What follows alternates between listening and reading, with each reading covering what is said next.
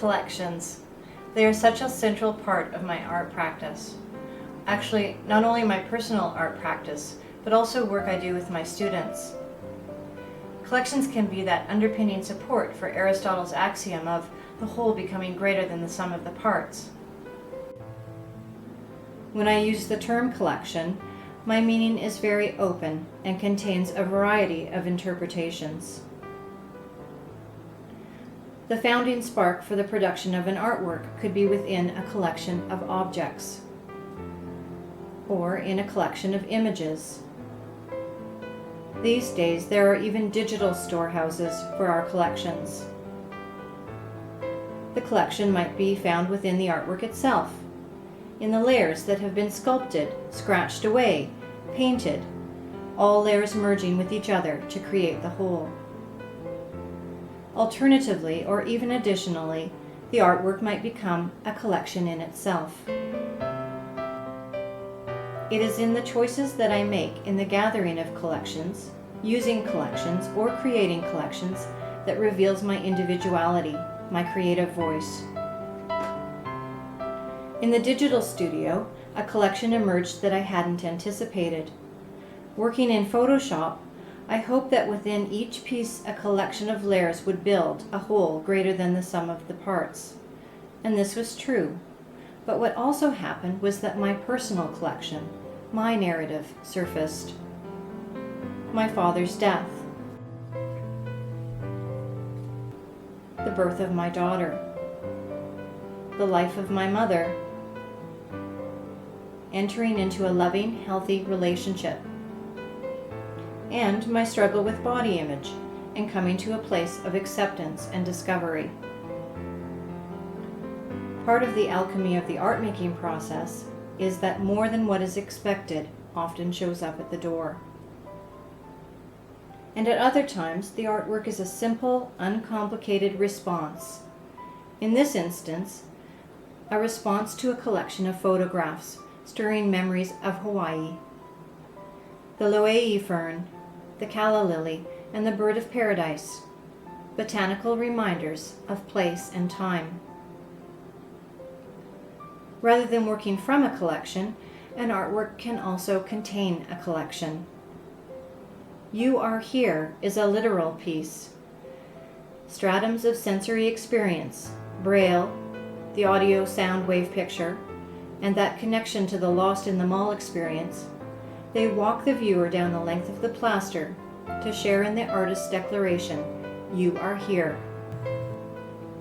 And I wonder, is that what the red dot, the red balloon that keeps showing up in my work means? The making of art to purposely form a collection is obvious in the construction of the Mother's Altar. The initial inspiration for painting this subject matter came from a friend's collection of Madonna paintings and statues. Now, for quite a few years, I've been studying and painting the many incarnations of the Mary, the Madonna.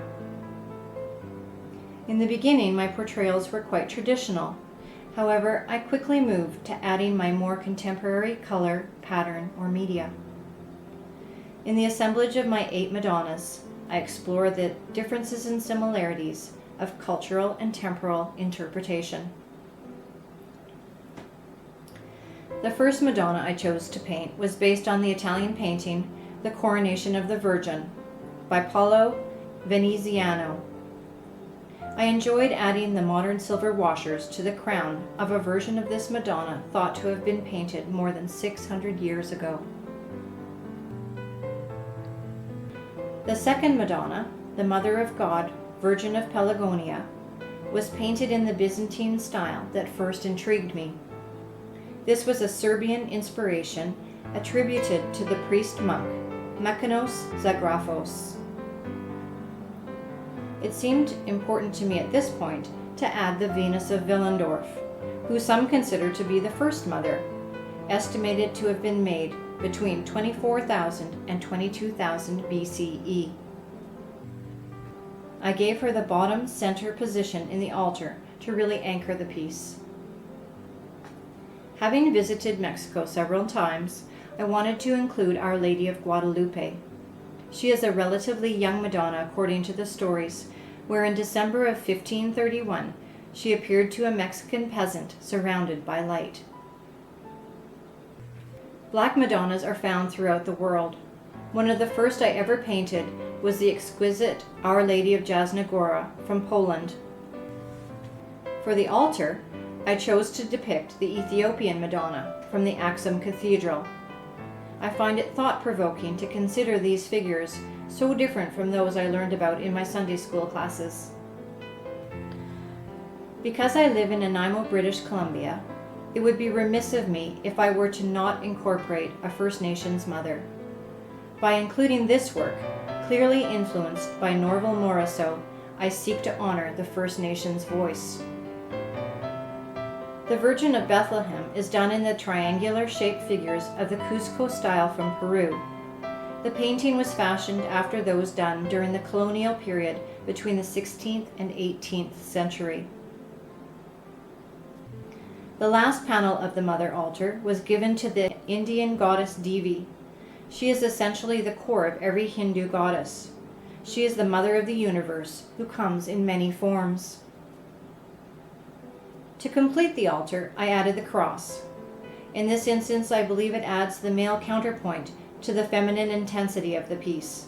The red circle, my red balloon, says, "I'm here too."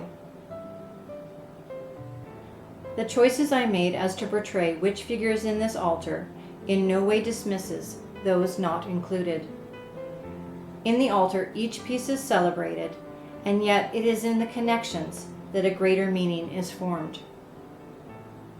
In my art practice, it is the synergy between the parts, the differences and the similarities, that sets up a complex communication where the art becomes more or different from the sum of the pieces.